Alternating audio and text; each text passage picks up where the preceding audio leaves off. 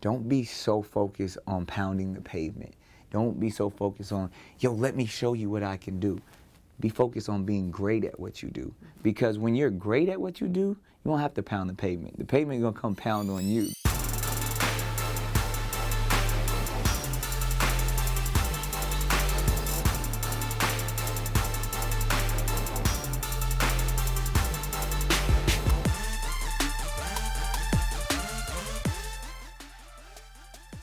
You grew up in California. Yes, so I grew up in Southeast San Diego, and these are the people that even to this day are like some of the closest people in my life. Anyone who's raised or grew up in a low-income environment understands the obstacles that come with it, that they actually only make you stronger. And I say if you can make it there, you can make it anywhere. I mean, growing up in government assisting projects and Section 8 and all that stuff is difficult, especially when you do have the type of spirit that you want to make it out. I was always one of those kids that's like, I knew this wasn't my only my only level of living, and I would say the thing that gave it to me, I mean, the right upbringing, the right mentors, but really just having a big spirit. Knowing that, I remember even as a kid, I always introduced myself as Nick Cannon. Like even as like 4 or 5 years old, like that's who I am. And I almost felt like everyone should know that. And if you didn't know who Nick Cannon was, who are you? You know what I mean? Like I was really a kid. Like that's how I carried myself. I was signing autographs at like 5 years old. So I always had those dreams. You got started very young also in the business, in show business. Yeah. You were on All That as a teenager. Tanya, I have a really, really important delivery coming. Can you let me know when it gets here? Oh, yes, Miss Williams, you the boss. I live to serve. I would imagine that there were a lot of con artists out there, a lot of people trying to capitalize on your success. Yeah, it's funny. I had lived a full life before I had ever had a professional job in entertainment, and like, had regular jobs, had been through some pretty difficult and hard things in my life. It puts everything in a proper perspective. There's really no real problems in my business in Hollywood because I come from a place where the problem is you get a phone call and someone that's near and dear to you is no longer here because of senseless gang violence or being incarcerated for life. So like I've dealt with that, and even times still have to deal with a lot of that stuff. So it puts a lot of things in a proper perspective for me and makes me feel truly blessed and honored to do all that I'm able to do because it didn't have to be this way. There could have been a different outcome. Why do you think the outcome was different for you? I believe I had some wise people in my corner. My parents are outstanding.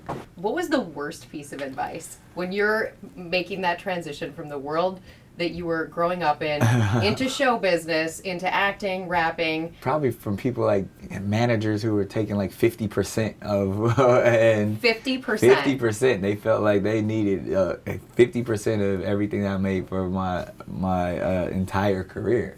I signed some really difficult contracts, but luckily I was a minor, so once you turn 18, all that stuff goes away. In the business, like, I understand, and even at the time understood that, I'll do whatever it takes to get in, and even the people who may not have been the most fair to me, all they were trying to do was get me in. But once you get in, you're like, oh, that's not how this works. So it's not really, you don't have to do that. Then you learn and you reevaluate your situation. There's no hard feelings, and you move on. But I think that's business. You'll be as gullible and and full of that wide-eyed optimism at first because you just want to be in the world. You're on the other side of it now, too, as an entrepreneur. I'm curious to know what, in your opinion, are the things that people are doing that are not helping them get to where they want to be? A lot of times, especially artists, think that they have to make everything about themselves. But when you make it all about you, you can stifle yourself quite a bit. And don't understand that all of this is a process, and as they say, teamwork makes the dream work. I have yet to meet a person who did it all by themselves. Even when they say, it was all me. And I've been in that situation where tons of people didn't believe in my vision. but it still took individuals to open those doors and give me those opportunities, and I'm grateful for that. And I always tell people, when you're an artist, yes, be stern in your beliefs, be passionate, be your number one fan, but don't stifle yourself by thinking you can do it all by yourself. Very wise advice. Thank you. I would imagine now you're getting approached all the time with Yes. ideas, some good, some terrible, some Yes. in between. Absolutely. How are you evaluating? What do you use to decide whether it's a green light or a red light for you? You want my honest opinion? Yeah. It has to be fun. If it's not fun, I won't do it. A lot of people believe just because you're a celebrity or just because you're in the public eye that, oh, you can have this type of product. Or if the product doesn't suit your brand, no one's gonna really care. And it's always gonna almost even look like a foolish decision. Like, why does Nick Cannon have egg beaters? When I've ever tried to step into the world with products that it doesn't really connect for me, that's where you probably don't see as much success as you possibly can. You invest in a number of companies. Yes. This is one of your latest investments. Yes, incredible rocket copters. What do I need to do as an entrepreneur Yes. to get you to put your money in my company? Innovation. Even the incredible rocket copters. I had never seen anything like this. Introducing Rocket Copters by Incredible. The super bright, light up the night radical helicopters you can launch up to 150 feet. It was something new. It was something unique. When trying to start a good business, you want innovation. You want something. You want to provide a service or a need in an innovative way. As far as the music industry is concerned, Yes. you've been in it now for so many years. Yeah. You've seen it go through a lot of Yeah, changes. absolutely. Do you think that artists will have more or less power a decade from now? Artists will have so much power in a decade from now. And I mean, just look at all the power and the knowledge that they have now. And it's so easy to actually be a legitimate artist and musician without the big infrastructures or the big dinosaurs, as I call them, because, you know, dinosaurs move slow and they're stuck in their ways. But the way the music business is, and because it is so focused on this next generation and what the young people are doing, you do it yourself. When you used to need a huge orchestra or a huge studio, you can do all of that on your phone now. You know, you can shoot a music video, create the song, market the song, all from a handheld device. It is incredible what that device can do. I create the music for this show on GarageBand. Really? I picked it up because I like music a lot, and I Yeah. thought, you know what? Why not give it a try? See, you're a composer. Well, I wouldn't go that far. No, but that's what you do. But technology has changed it. It has made, for somebody like myself, who I took a couple of music classes when I was a kid, but I never learned to really read or write music. Right. But now I can use my phone and I can create something. Yeah. At the same time, it's so crowded out there. So I would imagine if you have the dream, if you're a hip hop artist, rapper, songstress, musician, whatever it is that you're going after, it's very crowded. Yes. What's your advice to the person who feels like they've been pounding the pavement, they've been doing everything, but they're not breaking through? I often tell young people this all the time. Don't be so focused on pounding the pavement. Don't be so focused on, yo, let me show you what I can do. Be focused on being great at what you do. Because when you're great at what you do, you don't have to pound the pavement. The pavement is going to come pound on you. They're going to come looking for you. They're going to be like, man, I heard how amazing you were. And because there are platforms like YouTube proves it every time. If you're an amazing singer, you don't have to have any followers. You post a video of you singing in an amazing fashion, people will notice. And it's not, you don't have to go market yourself and do that. Focus on your passion, focus on your gift, and be the best at your gift, and all the opportunities will open up. I guarantee it. I've yet to see someone who is the best in their field not get recognized. And from then, once you get that opportunity, then it's like, all right, now how do you transcend? What is the trajectory? But people who are great will always be recognized. You're also a philanthropist. You also work with a number of charities. Yeah, I do. Yeah, actually, I mean, that's what I truly believe. Too much is given, much is required, and it's a privilege to give back. I mean, I'm an animal lover, and there's an amazing organization that we're here to present with next card called Hero Tales.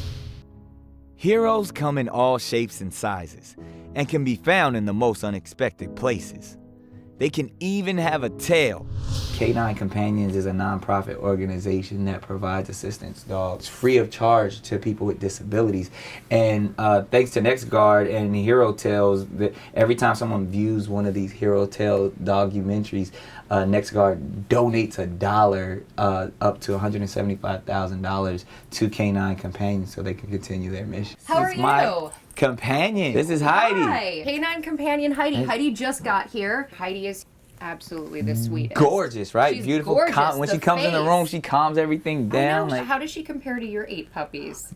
a lot different. Your puppies are what? I have Jack Russells. I don't think they've ever said this still. Anyone who has any type of pet, but specifically dogs, knows just how much love they can Yes. provide. So it's really cool. But not so much cats. Yeah, That's what you said I'm not a cat guy. I'm sorry. Their eyes scare me. I feel like they've been here before. I feel like What they're is it looking about through their my eyes? soul. I remember I had an all-black cat named Shamrock, and Shamrock looked like he was bad luck. Oh, did you have bad luck while you had Shamrock? Shamrock was the coolest. I even have. I remember with my kids, we used to put Shamrock in my boot, so they would like pick up Shamrock and stick her in my boots. I would go put the shoe on the.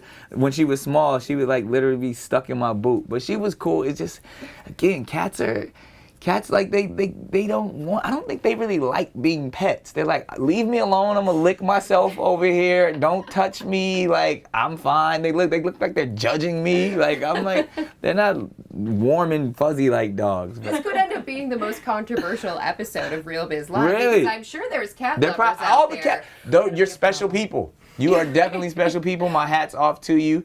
I said I'm fearless. I am not scared of anything, but it's something about, you know what? But I love big cats. I'm a big cat guy. So like a leopard shows up? Leopard, lions, cheetahs. I love them. What is it about them that's different I from think the little cats? and that's probably, this is like therapeutic for me. I think I'm figuring it That's all why out. we're sitting on a I am couch, a Nick. big cat. I'm a lion. You're a lion. And so therefore, if I'm a lion, me and the little smaller cats really don't get along because they see me as a big lion. Because my spirit animal is a lion. And the little cats are intimidated by me. Okay. It all happened for me. I get it. Thank you so much for taking the time Thank to you. chat This with has us been today. really cool. Fun Thanks to for chat letting me with hang you. out in your office. Congratulations on everything. Thank you. Can I put my rocket? Yes, chips in? please. Boom. We Product like to- placement. Have fun with those in the 4th of July. Shoot them in the air. It's a good time.